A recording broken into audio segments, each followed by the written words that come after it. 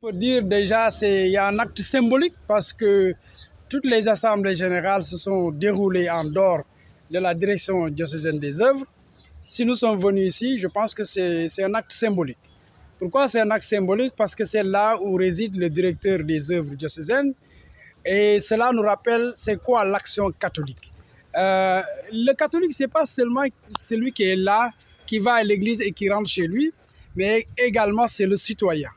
Et c'est ce que les RAGESIS veulent incarner à travers l'apostolat des laïcs, mais dans une organisation que nous avons appelée le réseau des anciens justices d'Afrique. Le thème parle d'actualité puisqu'on dit la dimension sociale et politique de la foi du RAGESIS au Sénégal.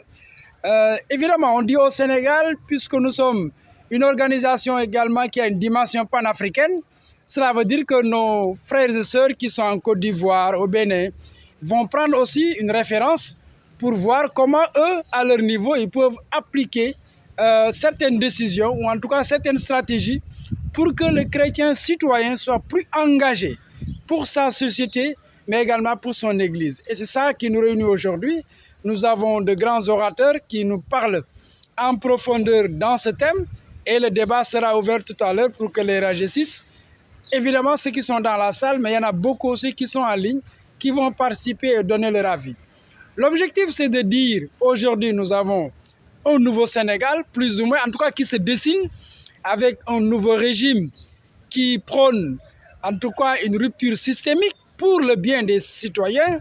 Nous, en tant que RAGESIS, on se pose la question, quel est notre rôle à jouer? Parce que c'est important. Un gouvernement ou un régime ne peut pas transformer socialement le pays sans que les citoyens puissent prendre part à cette transformation. Mais également, les citoyens ont un droit de regard.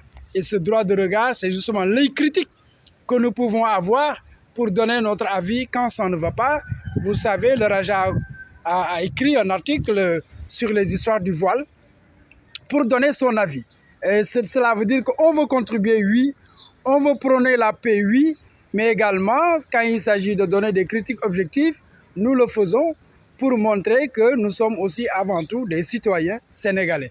Donc cette rencontre d'aujourd'hui, c'est une rencontre très importante puisque les recommandations qui vont sortir de cette rencontre seront partagées avec qui de droit, je veux dire nos autorités, mais également nos amis citoyens sénégalais tout court, qui vont se retrouver dans le langage ou dans les éléments de langage ou dans le message que nous allons sortir aujourd'hui au sortir. Si on regarde du point de vue historique, on peut dire que oui, on sent un certain déclin quand même, puisque quand vous regardez les gouvernements de Senghor, à Diouf, à Wade, à venant à Macky, vous voyez, il y a moins de chrétiens qui sont nommés dans des postes stratégiques ou bien en tant que ministre. C'est comme si les chrétiens ne sont plus engagés. Mais je vois qu'il faut revoir la question autrement. Il ne suffit pas seulement d'être engagé dans un parti politique pour pouvoir apporter quelque chose dans son pays. Moi qui vous parle, je suis de la société civile, mais j'ai été le président des assises nationales aux États-Unis. Donc j'ai apporté ma part de participation dans la résolution de crises et de conflits au niveau interne. Et je pense que c'est là où on doit encore appeler les jeunes chrétiens à s'engager sur le plan politique. Mais s'engager sur le plan politique en tant que chrétien signifie beaucoup de choses, puisque c'est une mission. Et dans cette mission, ce qui doit venir devant, c'est l'éthique. C'est l'éthique, ça veut dire tout simplement, on ne peut pas se dire je fais de la politique et je dois mentir, je dois faire de la corruption, je dois utiliser tous les moyens pour arriver à mes fins. Non, ça c'est banni en tout cas dans la religion, dans notre façon de faire en tant que chrétien.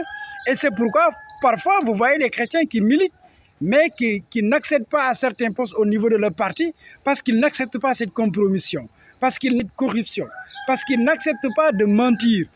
Et donc c'est pourquoi nous pensons qu'aujourd'hui, les jeunes, ils ont leur place dans cette politique, mais nous les invitons à faire une politique